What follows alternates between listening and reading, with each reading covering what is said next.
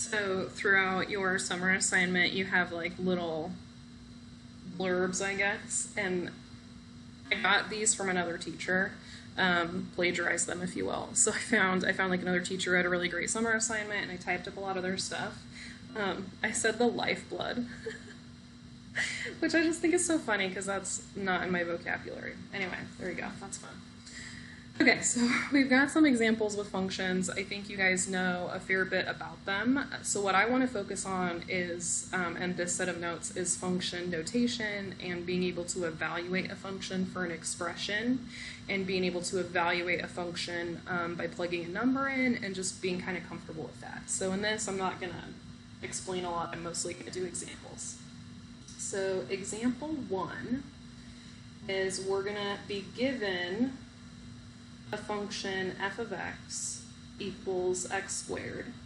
And what we're going to do with that function is we're going to find f of x plus h minus f of x over h. And the reason that we're going to do this in the summer assignment, this is actually a calculus thing that you will come to recognize as being very important. But the reason it's appropriate to do in the summer assignment is because even if you haven't seen this before, this is still using skills that you already have. So this notation right here, f of x plus h, that just means that you're taking the original function and you're evaluating it for x plus h. So that means you're plugging in x plus h here, you're plugging in x plus h there. Okay, that's all this means. Then this part right here just means you are subtracting off the original function. And then when you're dividing by h, you're literally just dividing by h. So even though this right here is like calculus, any person who knows calculus would look at that and know exactly what we're referring to. Even if you have no idea yet, it doesn't mean you can't work with it. So here we're going to go ahead and figure out what that f of x plus h is. So that just means I'm taking the original function and I'm plugging in the x plus h. So that's what I have there. And now I can go ahead and I can just plug all this stuff in. So I'm going to say my f of x plus h is going to be x plus h squared minus the original function, which is x squared, all divided by h. And now at this point, I just have simplifying to do. So x plus h squared, I need to write that twice because it's squared.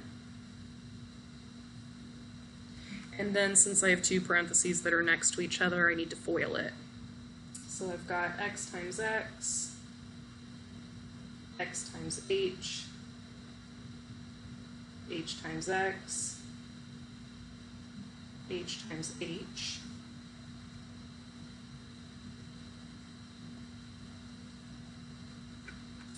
And at this point, what I can do is just start simplifying things, combining like terms, seeing if anything cancels.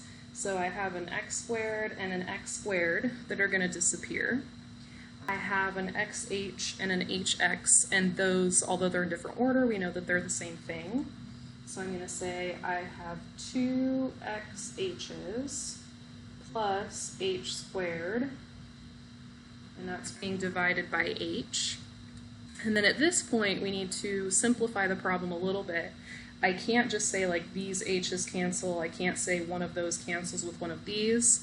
To be able to cancel division, which is the top of the fraction and the bottom, I need to have some sort of multiplication that it's undoing. So what I'm going to go ahead and do is factor the top. I'm going to take out a GCF of h, and that leaves me with 2x plus h.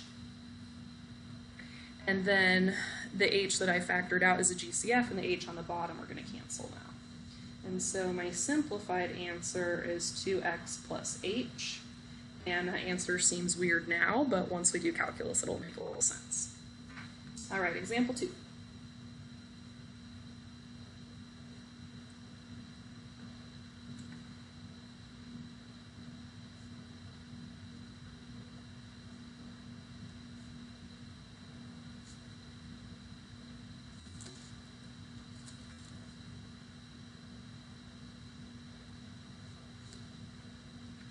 So we're doing a very similar problem, but I made it a lot more complicated by giving you guys a function that is going to be harder to evaluate. So same thing, we're starting off with f of x. Our f of x plus h just means that we're evaluating this function by plugging in x plus h anywhere we see an x in the original function, and then we're just going to expand everything very carefully, and we're going to cancel what we can. So I'm going to say my f of x plus h is x plus h squared minus 5 times x plus h. So I haven't simplified anything, I haven't expanded anything, but when I want to evaluate the function for x plus h, I just take anywhere there's an x and I plug that expression in. Okay, so now I can go ahead and kind of plug things in. I can plug in what I just got there, and then I'm going to minus off the original function, and I'm going to divide by h.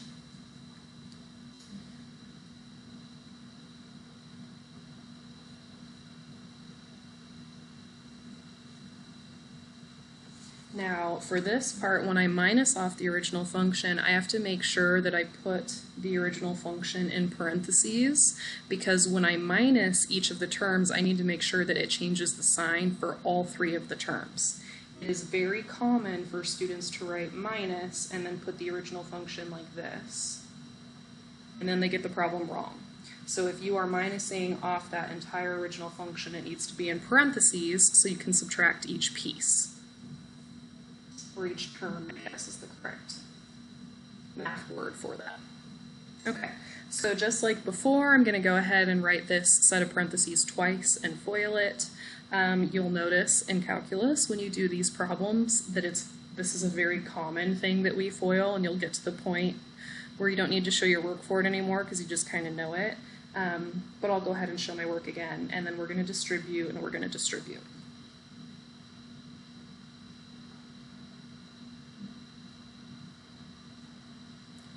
So I've got minus 5x minus 5h plus 3 minus x squared plus 5x minus 3.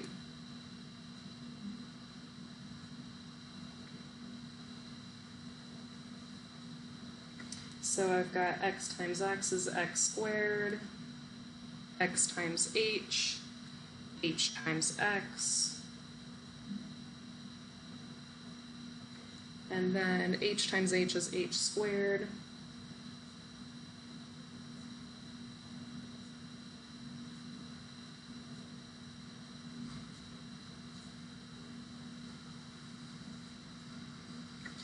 and so now I'm to the point where I can go ahead and combine like terms, and you'll notice when you do these problems that a lot of canceling happens, which is how it should be. So if you're doing the problem and things are not canceling, it means that you did something wrong. Okay. I think that was everything. So now I'm going to go ahead and write down my leftovers.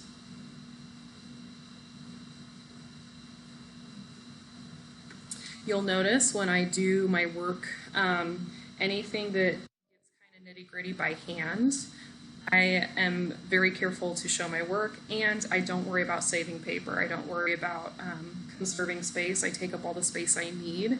Until you are very, very, very good at calculus, you need to do the same. You need to take up space and not do shortcuts, because that's when mistakes happen. So I'm going to go ahead and factor out that h, just like I did last time.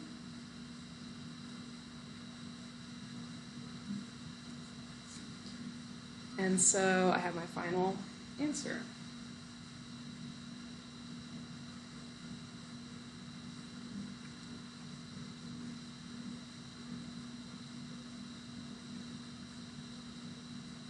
All right. Example 3. So for this one, we're going to have two functions to start with. We're going to have f of x is, I'm just working with that same function again, and g of x is going to be 1 minus 2x. And what we're going to do is we're going to find f of g of x. So this right here, if we talk about this as an operation, operations are like adding and subtracting, multiplying and dividing. This operation is called composition, and what composition means is you took something and you plugged it into something else. So up here, when we were doing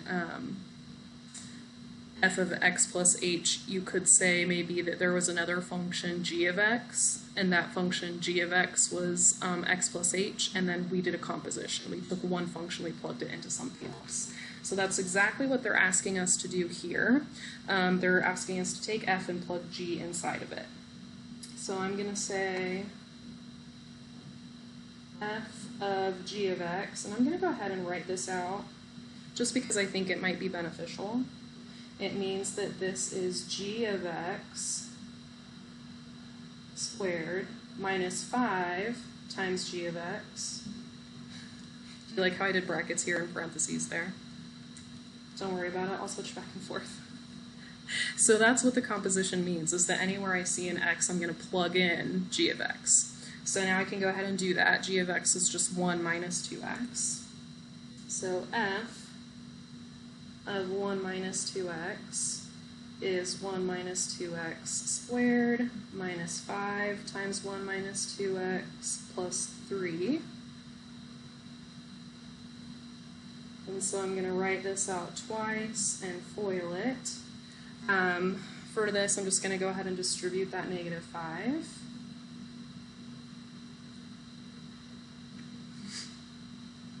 And when I FOIL this, I get 1 times 1 is 1. 1 times negative 2 is negative 2. Negative 2 times 1 is another negative 2, so that's negative 4x. And then negative 2x times negative 2x is positive 4x squared.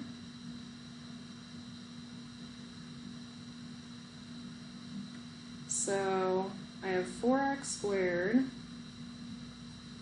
plus 6x minus 1. When I wrote out these examples, I didn't put any answers. So if you guys are watching this and you notice that there's mistakes somewhere, text me and let me know and I'll fix them. All right, and then we have one last example. Aren't these videos so fun? Isn't this a great use of your summer? Example 4. All right, so here I'm going to give you a piecewise function.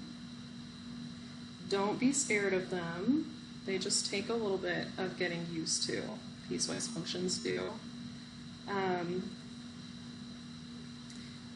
If you have an issue with piecewise functions, let me know. We can work on them. Some students do this like avoidance thing where they're like, oh, I just will never think about it and that will be helpful. That will not be helpful. Don't do that.